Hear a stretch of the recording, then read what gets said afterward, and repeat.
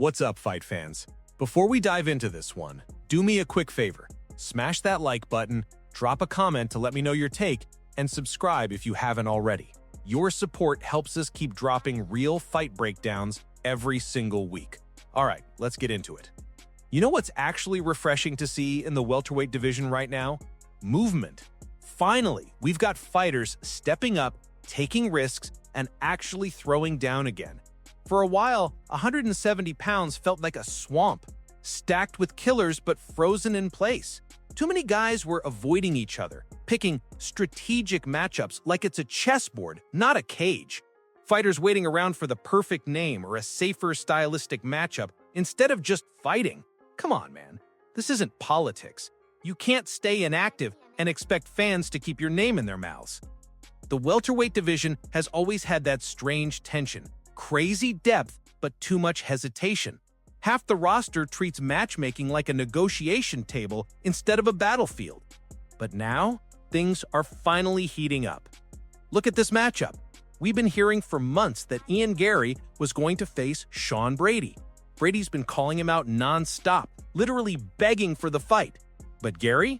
Total radio silence. Then boom, out of nowhere, signs a fight against Belal Muhammad, the former champion, in a 3-round co-main event. The whole MMA community was shocked. But if you think about it, it makes perfect sense.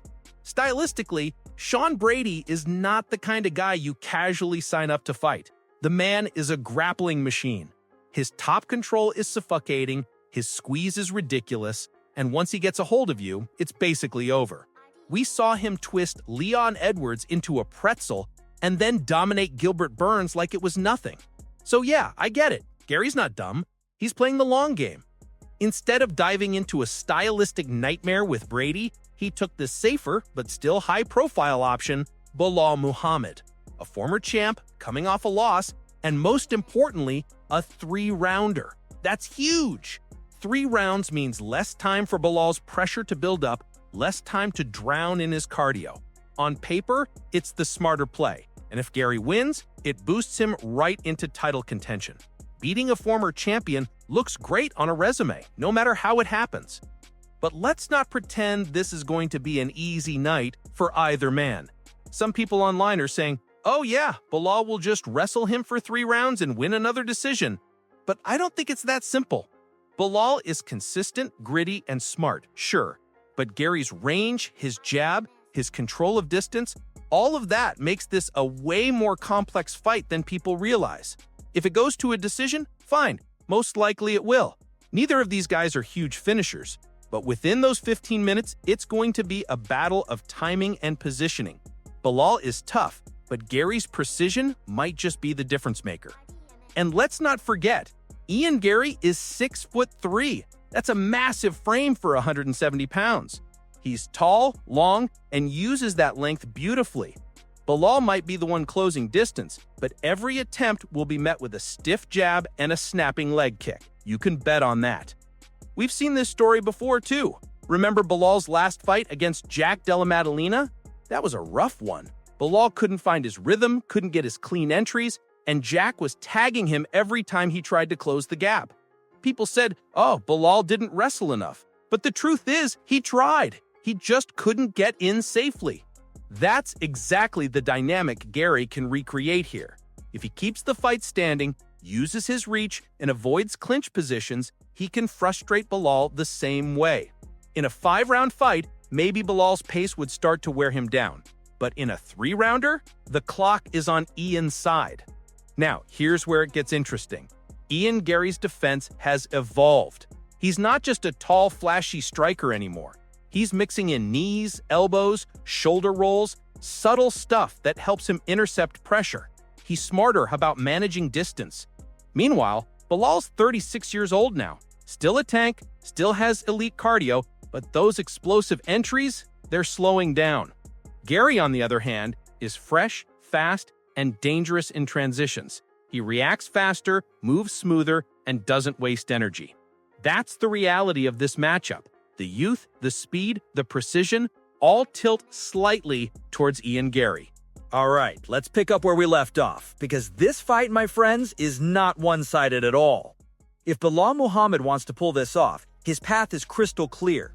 He needs to drag this fight straight into the mud, make it gritty, make it ugly, and force Garry to fight in discomfort. That's Belal's world. He thrives in chaos. He's not the flashiest guy in the room, but he's the kind of fighter who can break your rhythm, drown your momentum, and make you question why you ever signed that contract in the first place. Belal doesn't need a knockout. He doesn't need highlight reels.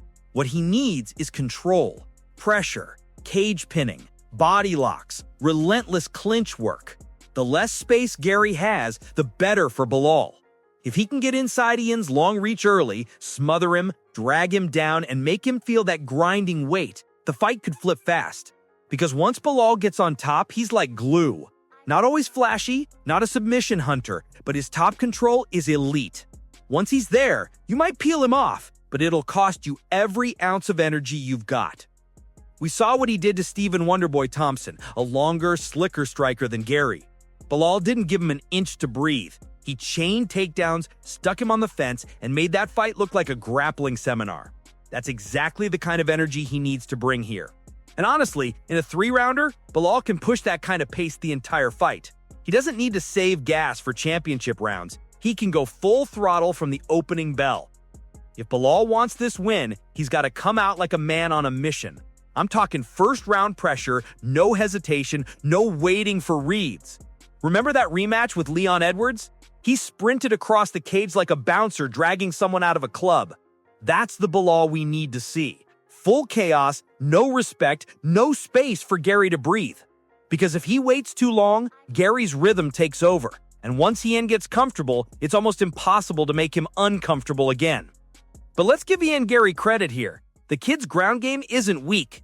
People love to label him a pure striker, but that's outdated.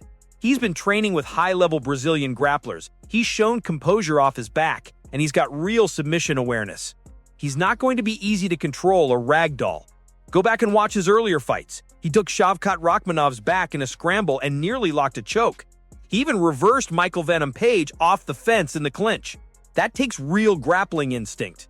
So even if Belal gets him down, Ian's not going to panic. He knows how to survive, create space, and work back up. Still, the biggest factor in this fight might be conditioning. Over 5 rounds, Belal's cardio is ridiculous. In 3 rounds, it's almost unfair. He can push non-stop, chain pressure together, and force a younger guy like Ian to constantly move backwards.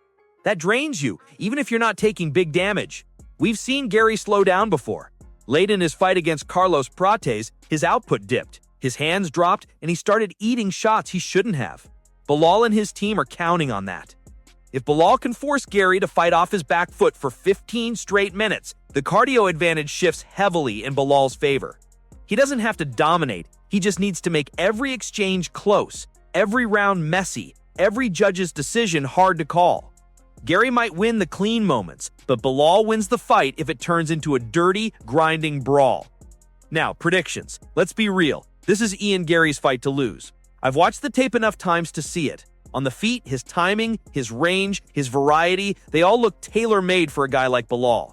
Garry's striking IQ is sharp. He mixes in feints, level changes, leg kicks, and those sneaky high kicks that come out of nowhere. He's not a one-punch knockout artist, but he overwhelms you with precision. He breaks you down piece by piece. But, and this is important, Belal Muhammad is one of the toughest dudes in the division. He's not going to fold. You could hit him with a baseball bat and he'd still keep walking forward. His chin, his durability, his composure, elite. That's why this fight will almost certainly go to the judges. If Garry wins, it's by staying disciplined, controlling distance, and banking rounds behind that long jab and those snapping kicks. If Belal wins, it's by making it a dogfight, clinch, drag, smother, and make it ugly. Personally, I'm leaning toward Garry by decision, 29-28. He'll edge 2 rounds on volume and accuracy before Belal's grind starts to kick in late. But here's the thing, even if Garry wins, don't write Belal off. He's fought the absolute top of the division. Leon Edwards, Gilbert Burns, Sean Brady, Damian Maia, Luis Luque. That's basically the elite gauntlet at welterweight. The man's still a top 5 threat no matter what. And as much as I can't stand Garry sometimes, Let's be honest, the guy's arrogant, talks wild, and loves to get under people's skin. But he's bringing energy back to 170. For too long, the division was quiet. Too many polite fighters, too much waiting around. Garry runs his mouth, stirs the pot, and suddenly welterweight is alive again. Love him or hate him, he's entertaining. So yeah, I've got Garry taking this one, but I'll be watching every second. Because win or lose, this fight is going to set the tone for the next era of welterweights. But what about you guys? Who do you have? The loud-mouthed Irishman or the relentless grinder? Drop your predictions down below. Don't forget to hit that like button, subscribe if you haven't already, and support the channel so we can keep bringing you breakdowns like this one. Appreciate you all. I'll see you in the next video, Fight Fam.